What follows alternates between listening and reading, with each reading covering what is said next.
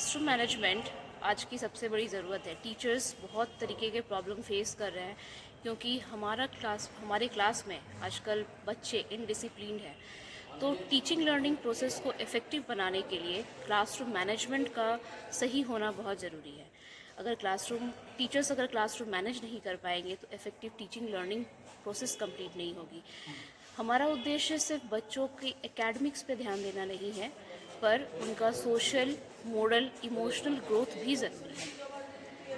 तो classroom management आजकल की नीड है। We can say this is a need of nowadays. आपका परिचय?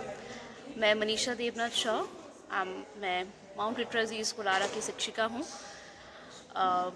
मैं सीबीएसई के द्वारा रिसोर्स पर्सन बनाई गई हूँ और मैं यहाँ आज सरस्वती विद्या मंदिर में सीबीपी ट्रेनिंग ले रही हूँ क्लासरूम मैनेजमेंट के ऊपर। धन्यवाद। नमस्कार।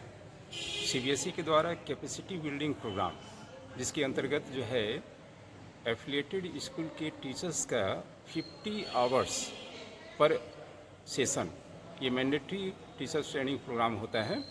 इसके पीछे का उद्देश्य ये होता है कि जो बच्चे क्लासरूम के अंदर पढ़ाई करते हैं, क्लासरूम के अंदर, क्लासरूम के बाहर, उसका जो है सोशल इम्पैक्ट या सोशल बिहेवियर किस प्रकार से हो, परिवर्तन हो, इसके ऊपर जो है फोकस किया जाता है। आज सीबीएसई के द्वारा जो दोनों रिसोर्स पर्सन्स आए हैं, जो मेन टॉपिक है क्लासरूम मैनेजमेंट, ये बहुत ही इम्पॉर्टेंट टॉपिक है कि यदि क्लास के अंदर हमारे टीचर्स जाते हैं पढ़ाने के लिए, वो किस प्रकार से अपने विषय को, अपने सब्जेक्ट को बच्चों के बीच में रख सके। उसके पहले क्लासरूम यदि प्रॉपर मैनेज रहेगा, उसका इन्वायरमेंट जो है क्रिएटिव रहेगा, तभी जाकर के जो है बच्चे कुछ सीख पाते हैं।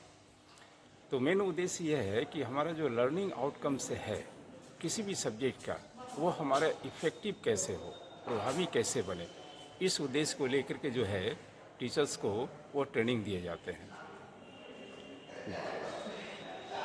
आपका परिचय?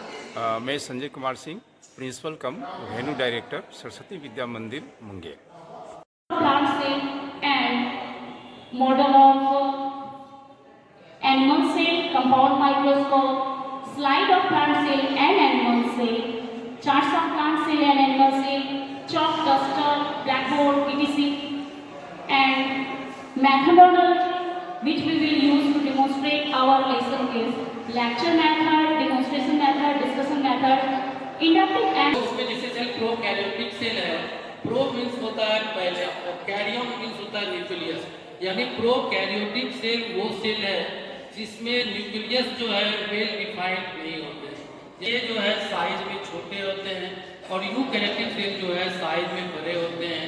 इसमें जो सेल ऑर्गेनल है राइबोसोम, वो 70S टाइप के होते हैं और यूकैरियोटिक भाषा, राजनीति, समाज नीति, सब कुछ में बदलाव उस समय संभव था जब कबीर का आविर्भाव इस धराधाम पर हुआ। सन 1398 से लेकर 1518 तक के दीर्घायु में कबीर ने अपने लिए नहीं जिया, बल्कि जन्म के बाद लगातार चला। जब धर्मांधता अधिक थी, ऐसे समय में कबीरदास जी के बारे में कहा जाता है, चुभ चुभ कर भीतर चुभे ऐसी कहे कबीर। इस तरह का साहस उस समय किसी के पास नहीं था जो कबीर के पास था। इसलिए कबीर ने कहा, सांची कहे तो मारम खावे, झूठे कह पतियाना, साधो देखो जग बोरा। सच कहते हैं तो लोग मारने के लिए दौड़ते हैं। पास में ना तो कौनो क्रिया कर्म में, ना तो कौनो क्रिया कर्म में, ना ही योग वैराग में।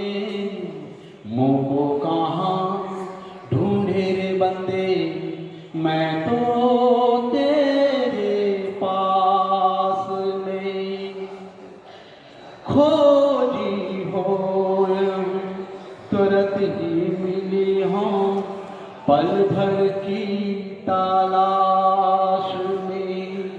कहे कबीर सुनो भाई साधो, सब सांसों की सांस में, मुझको कहाँ ढूंढे बंदे। सर्वे विद्वांसः स्वविषयस्य वर्णनं कृत्वा अस्मात् स्थानात् स्वस्थानं प्राप्तवन्तः। इदानीं वयं सर्वेषां कृते अहं कथयामि यत् सर्वे जनाः मम प्रति ध्यानं ददातु। अत्र संस्कृतशिक्षणे ध्यानं ददातु। मम हस्ते किञ्चित् पाठ्यसामग्री अस्ति। पाठसहगामी क्रियार्थं मम हस्ते किञ्चित् सामग्री अस्ति। अत्र पश्यन्तु सर्वे विद्वांसः। मम हस्ते एका लेखनी अस्ति यस्य वर्णः अस्ति an object change its position with time. This can be done in classroom as an activity also. So the You can ask question. I said पर समझते हैं कि जो कुछ चल रहा है, जिसमें मूवमेंट है, जिसमें जो पोजीशन चेंज कर रहा है, वही गतिशील है। वस्तुतः उन बच्चों के मस्तिष्क में साइंटिफिकली गति के संदर्भ में, मोशन के संदर्भ में एक कंसेप्ट बनाना है। adorn themselves while wearing ornaments. Just like that, our poets and writers also use ornament to adorn their literature and literary terms, and the name of that is figure of speech. So, just like that, we adorn ourselves with mini ornaments, just like earring, just like anklet. An activity where maybe we can say that if somebody is flying a kite and we want to know that what is the distance of the kite or the kite to the point or the body which is flying the kite. Angle of elevation जो है, जैसे हम अभी height पर stage पर हैं, आप लोग जो बैठे हुए हैं, यहाँ से जो हम देख रहे हैं, ये एंगल ऑफ एलिवेशन हो गया। आप जो मेरा है इसको हॉरिजॉन्टल सरफेस माना जाता है।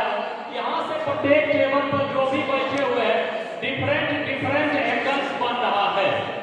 और यदि हम अपने छत में किसी एक ऑब्जेक्ट का किसी एक पॉइंट को लोकेट करते हुए देखते हैं, ये एंगल ऑफ एलिवेशन का काम करेगा। ऊपर से देख रहे हैं तो डिप्रेशन का काम करेगा। प्लेन मान के चलते हैं तो इस तरह से देखने पर तो ये जो बताएंगे कि बेस के साथ जो एंगल बन रहा है वो हमारा एंगल ऑफ एलिवेशन होगा।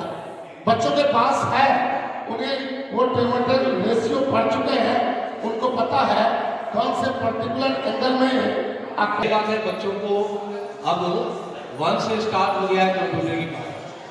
अभी जो मेरे पास यहाँ लेसन प्लान है, ये क्लास 7 और 8 दोनों में चला जा सकता है, जो कि सिलेबस है अपने यहाँ। टॉपिक है जो पहला स्टार्टिंग जब हम लोग करते हैं तो नेचुरल है कि कंप्यूटर के क्लास में बच्चे जब रहते हैं तो उनको बहुत सारी चीज़ों की जानकारी पहले से रहती है, क्योंकि आज के जनरेशन के बच्चे हैं तो बहुत सारी चीज़